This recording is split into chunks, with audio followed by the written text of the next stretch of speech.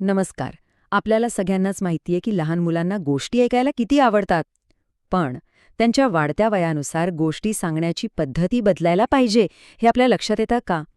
आज आपण मैत्री बालमनाशी या मार्गदर्शिकेच्या आधारावर मुलांच्या विकासाच्या प्रत्येक टप्प्यावर गोष्ट सांगणं कसं जास्त परिणामकारक करता येईल, हेच समजून घेणार आहोत.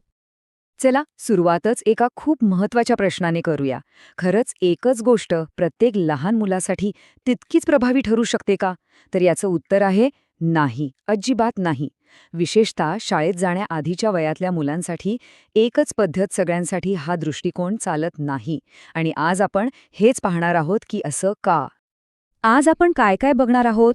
तर आपण एका मुलाच्या गोष्टींसोबतच्या संपूर्ण प्रवासाचे साक्षीदार होऊ. आपण पाहू की गोष्टींमध्ये किती ताकद असते.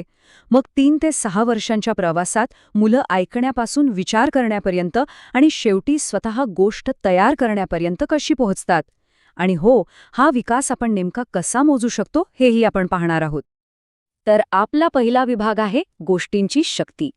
गोष्ट म्हणजे केवळ काही शब्द नसतात, ती मुलांच्या मेंदूला आकार देणारी, त्यांच्या कल्पनाशक्तीला पंख देणारी एक प्रकारची जादूच असते.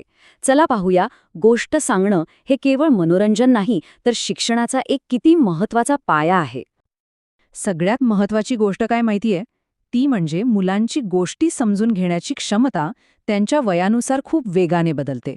म्हणजे बघा, जसं मूल मोठं होतं ना, तशी त्याची गोष्ट ऐकण्याची, ती समजून घेण्याची आणि त्यात सहभागी होण्याची पद्धती बदलते. आणि म्हणूनच प्रत्येक वयोगटासाठी एक वेगळी आणि खास पद्धत वापरणं गरजेचं ठरतं.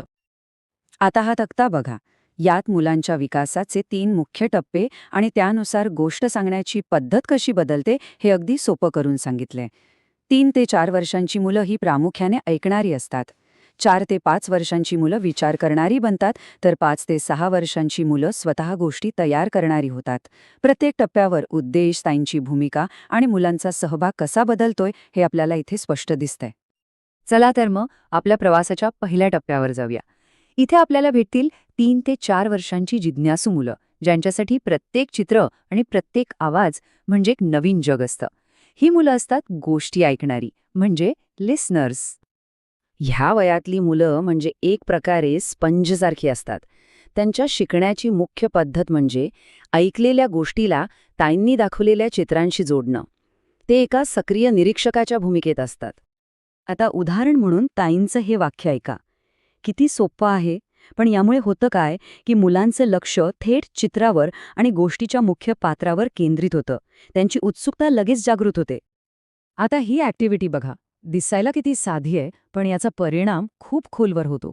चित्रांच्या माध्यमातून स्वच्छतेसारख्या चांगल्या सवयी थेट मुलांच्या मनात रुजवल्या जातात. इथे मोठे मोठे विचार नाहीत, तर साधे प्रश्न आणि रंगीबेरंगी चित्र आहेत, ज्यामुळे शिकणं हा एक खेळ वाटतो. चला आता वळूया पुढच्या टप्प्याकडे. आता आपण एका अशा टप्प्यावर आलो आहोत जिथे मुलांच्या डोक्यात विचारचक्र सुरू होतं. त्यांच्या मनात अरेचा पुढे काय झालं असेल हा प्रश्न डोकावू लागतो. ते आता गोष्टीचे विचार करणारे बनतात. ह्या वयात मुलांच्या विचारक्षमतेत एक खूप मोठी उडी दिसते.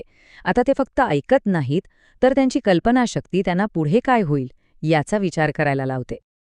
ताईंचं हे वाक्य ऐका. इथे गोष्ट सांगण्याऐवजी मुलांना एका खेळात, एका गंमतशीर आव्हानात सामील करून घेतलं जाते. पुढची गोष्ट तुम्ही सांगा. हे वाक्य ऐकल्या ऐकल्या मुलांची कल्पनाशक्ती लगेच कामाला लागते. या वयोगटासाठी वापरली जाणारी हीच ती मुख्य पद्धत आहे. अपूर्ण गोष्टीची पद्धत. नाव थोडं मोठं वाटलं तरी कल्पना एकदम सोपी आहे. हिचा उद्देशच मुलांच्या कल्पनाशक्तीला चालना देणं हा असतो. आणि हो, इथे एक गोष्ट कटाक्षाने पाळायची आहे. अगदी कटाक्षाने. मुलाने सांगितलेला शेवट आपल्याला कितीही वेगळा किंवा अतार्किक वाटला तरी त्याला चूक असं म्हणायचं नाही. कारण इथे तर्क नाही तर कल्पनाशक्ती महत्वाची आहे. त्यांच्या प्रत्येक कल्पनेला दाद देणं हेच खरं प्रोत्साहन आहे. आणि आता येतो प्रवासातला सगळ्यात भारी, सगळ्यात मजेशीर टप्पा. इथे मुलं केवळ गोष्टी ऐकत किंवा पूर्ण करत नाहीत, तर ते स्वतः गोष्टींचे निर्माणकर्ते बनतात. ते आता क्रिएटर्स आहेत.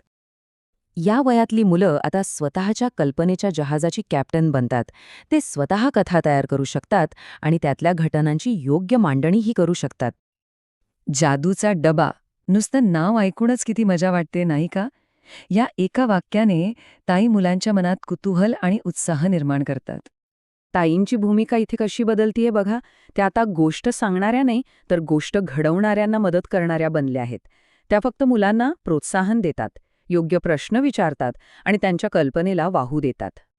जादूच्या डब्यासोबतच आणखी काही गोष्टी करता येतात. जसे की चित्रांचे कार्ड्स उलटे-सुलटे देऊन ते लावायला सांगणे. याने काय होतं तर मुलांची विचार करण्याची, घटनाक्रम लावण्याची क्षमता आणखी वाढते. त्यांना गोष्टीची सुरुवात, मध्य आणि शेवट हे आपोआप कळायला लागतं. बरं, आपण ह्या सगळ्या ॲक्टिव्हिटीज पाहिल्या, पण यातून मिळतं काय? मुलांमध्ये नेमका काय बदल होतो?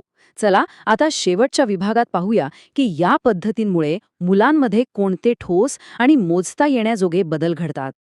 हा तक्ता म्हणजे जणू काही मुलांच्या विकासाचं रिपोर्ट कार्डच आहे. बघा, 3 ते 4 वर्षांचं मूल 5 ते 7 मिनिटं लक्षपूर्वक गोष्ट ऐकू शकतं. 4 ते 5 वर्षांचं मूल गोष्टीतील पात्र आणि प्रसंग लक्षात ठेवून सांगू शकतं. आणि 5 ते 6 वर्षांचं मूल तर गोष्टीची सुसंगत मांडणी करू शकतं. हाच तो विकासाचा आलेख आहे, जो योग्य पद्धती वापरल्याने उंचावत जातो. थोडक्यात सांगायचं तर एका जागी बसून फक्त ऐकण्यापासून ते स्वतः गोष्ट तयार करण्यापर्यंतचा हा जो प्रवास आहे ना, तोच खरा विकास आहे आणि तोच या संपूर्ण प्रक्रियेचा उद्देश आहे. मुलाच्या विकासाच्या टप्प्यासोबत पद्धती बदलणं हे किती महत्त्वाचं आहे हे यातून आपल्याला नक्कीच कळलं असेल. आणि आता जाता जाता एक विचार. मुलांच्या मनात कल्पनाशक्तीचा एक मोठा खजिना दडलेला असतो. तर मग मुलांच्या मनात दडलेली पुढची कोणती नवी अद्भुत गोष्ट आपण सगळे मिळून बाहेर काढणार आहोत?